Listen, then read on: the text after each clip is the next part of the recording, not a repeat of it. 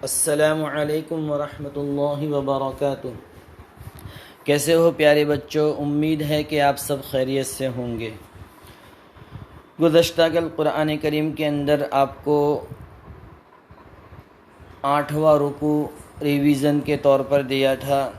امید ہے کہ آپ نے اس کا ریویژن کیا ہوگا۔ آج آگے 2 رکوع اور ریویژن کے اندر آپ کو دیے جا رہے ہیں۔ 9واں رکوع چوتھے پارے کا اور 10واں رکوع۔ کل آپ نے یہاں تک ریویژن مکمل کیا تھا، 8 رکوع مکمل۔ تو یہ 9واں رکوع آپ الذین استجابوا، یہ پورا 9واں رکوع جو یہاں تک ختم ہو رہا ہے پورا کریں گے، اور ساتھ میں یہ 10واں رکوع جو یہاں ان واللہ علی کل شیء قدیر، پیج نمبر 104۔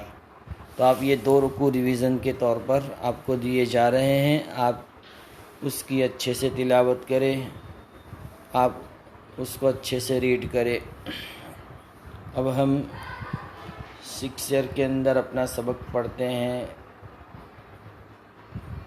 دیکھو، کل ہم نے آپ کو 4 دعائیں دی تھی ریویژن کے طور پر، اور ایک آداب، ناخن کاٹ چھینک کے آداب دیے تھے۔ امید ہے کہ آپ نے اس کو یاد کیا ہوگا اور اس کو سنایا بھی ہوگا۔ اب عقائد کے اندر 2 سبق آپ کو ریویژن کے اندر دیے جا رہے ہیں۔ ایک تو اسلام ہے، آپ اس پورے سبق کو اچھے سے ریڈ کرنا ہے، اور اس سبق کے جو 3 سوال ہے اس کے جوابات آپ کو یاد کرنے ہیں۔ ایک تو اسلام، اور مسلمان کسے کہتے ہیں، اسلام کی بنیاد کتنی چیزوں پر ہے اور وہ کون کون سی، اور کلمہ طیبہ کا مطلب۔ تو یہ پہلے پیج کے اوپر آپ کو مل جائے گا۔ دیکھو یہاں کہ اسلام کسے پہ کہتے ہیں، کہ اللہ تعالیٰ کی اطاعت اور فرما برداری کرنے کو اسلام کہتے ہیں، اور جو شخص اللہ کے بتائے حکموں پر چلتا اور اللہ کی نافرمانی نہیں کرتا اس کو مسلمان کہتے ہیں۔ اور یہ پہلا سوال ہے، اس کا جواب ہے۔ اور دوسرا جواب یہ پورا کہ اسلام کی بنیاد کتنی چیزوں پر ہے، تو 5 ستونوں پر ہے۔ یہ تو پوری، اب کون کون سی، یہ جو 5 ہیں یہ آپ پورا یاد کریں گے۔ اور ایک کلمہ طیبہ کا مطلب کیا ہے، تو یہ کلمہ طیبہ کا مطلب یہ ہے کہ یہ پورا پیراگراف یہاں تک آپ یاد کریں گے۔ تو یہ پہلا سبق اسلام، اس کے سوالات، اس کے جوابات آپ کو یہ بتائے گئے۔ آپ اس کو اچھے سے، پورے سبق کو اچھے سے ریڈ کریں اور یاد کریں۔ اب دوسرا سبق دیکھو، اللہ کی ذات و صفات۔ اس سے پہلے بھی ذات و صفات کے بارے میں آپ کو پورا بتایا گیا تھا کہ اللہ کی ذات کیسی ہے، اللہ کی صفات کیسی ہے۔ اب واپس اس پورے سبق کو ریڈ کریں گے تو آپ اللہ کی ذات اور صفات کے بارے میں آپ بخوبی جان جائیں گے۔ اس پورے سبق کو ریڈ کرنے کے ساتھ ساتھ آپ اس کے جو سوال ہیں 3، اللہ کی ذات کے بارے میں ہمارا کیا عقیدہ ہونا چاہیے، اللہ کی چند صفات بیان کیجیے، اللہ صفات کے بارے میں ہمارا کیا عقیدہ ہونا چاہیے۔ تو دیکھو 2 سوال ہے، ایک تو اللہ کی ذات کے بارے میں ہمارا کیا عقیدہ ہونا چاہیے، ایک اللہ کی صفات کے بارے میں کیا عقیدہ ہونا چاہیے۔ تو اللہ کی ذات کے بارے میں ہمارا عقیدہ ہونا چاہیے، یہ دیکھو آپ اللہ کی، دیکھو یہ پورا یہاں سے شروع ہوتا ہے کہ اللہ کی ذات کے بارے میں ہمارا یہ عقیدہ ہونا چاہیے۔ آپ یہ پیراگراف، یہ پہلا نمبر، دوسرا نمبر، تیسرا نمبر اور چوتھا نمبر، یہ 4 نمبر جو ہیں وہ آپ اس کو 4-5 مرتبہ پڑھیں گے۔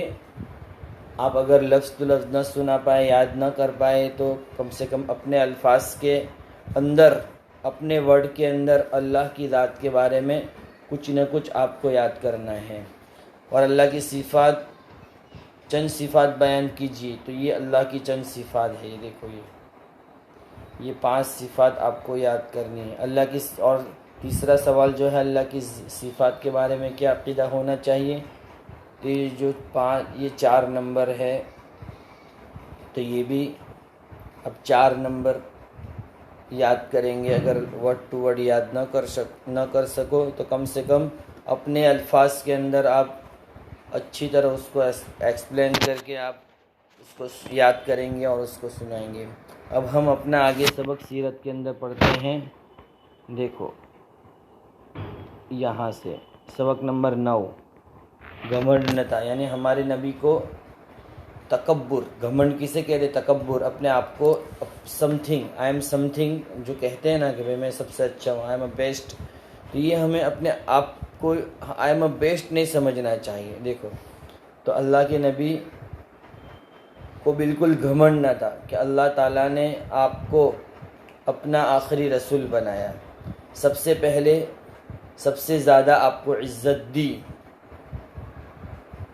اللہ نے آپ کو سارے عرب کی حکومت عطا فرمائی، لیکن آپ میں غرور اور گھمنڈ ذرا بھی نہ تھا. آپ کو اللہ نے عزت دی، رسول بنایا اور سارے عرب پر آپ نے حکومت دی اللہ نے آپ کو، پھر بھی ایک ذرا برابر اتنی صفات تھی آپ کے اندر، پھر بھی آپ کو اپنے بارے میں بالکل گھمنڈ نہیں تھا. آپ کا آپ گھر کا کام کاج خود ہی کر لیتے. کیا کرتے ہمارے نبی؟ بازار سے سودا لے آتے. سودا یعنی بازار کے اندر جو چیزیں کھانے کے لیے ملتی ہیں وہ لاتے، تو اس کو سودا کہتے ہیں.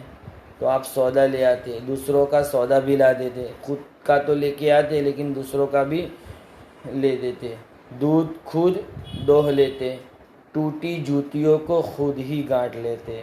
اگر جوتا ٹوٹ جاتا تو خود ہی اس کو سی لیتے. غریبوں اور غلاموں کے ساتھ بیٹھ کر کھانا کھاتے. ہم پور لوگ جو ہوتے ہیں، تو جو امیر لوگ ہوتے تو ان کے ساتھ کھانا بیٹھنے میں عار محسوس کرتے ہیں، لیکن ہمارے نبی کو ذرا برابر بھی اپنا تکبر نہیں کرتے تھے، اپنے آپ کو بڑا نہیں سمجھتے تھے، سب کے ساتھ بیٹھ کے کھانا کھا لیتے تھے. دیکھو اس کے بارے میں ایک واقعہ اپنا آپ صلی اللہ علیہ وسلم کا، کہ ایک دن آپ صلی اللہ علیہ وسلم گھر سے نکلے، کہ آپ صلی اللہ علیہ وسلم اپنے آپ کو بالکل بڑا نہیں سمجھتے تھے. اس کے بارے میں واقعہ ہے. دیکھو کہ جو لوگ آپ کو دیکھ کر ادب سے کھڑے ہو گئے آپ نے منع فرمایا، ساتھ ہی یہ فرمایا کہ جو شخص یہ پسند کرے کہ لوگ اس کی تعظیم کے لیے کھڑے ہو، وہ اپنا ٹھکانہ جہنم میں ڈھونڈے. جیسے بڑے لوگ ہوتے ہیں تو وہ آتے ہیں، جیسے ٹیچر ہوتے ہیں تو وہ آتے ہیں تو ہم ان کو دیکھ کر کھڑے ہو جاتے ہیں، ان کی رسپیکٹ کرتے ہیں. یہ کرنا بھی چاہیے، لیکن ہمارے نبی صلی اللہ علیہ وسلم کو یہ بالکل پسند نہیں تھا. یہ بالکل پسند نہیں تھا کہ آپ کو دیکھ کر لوگ کھڑے ہو جائے، یہ اپنے آپ صلی اللہ علیہ وسلم کو بالکل پسند نہیں تھا. تو اپنا سبق یہاں ہی روک دیتے ہیں. آپ دونوں پیراگراف کو اچھی طرح ریڈ کریں. جزاک اللہ خیر. السلام علیکم ورحمۃ اللہ وبرکاتہ.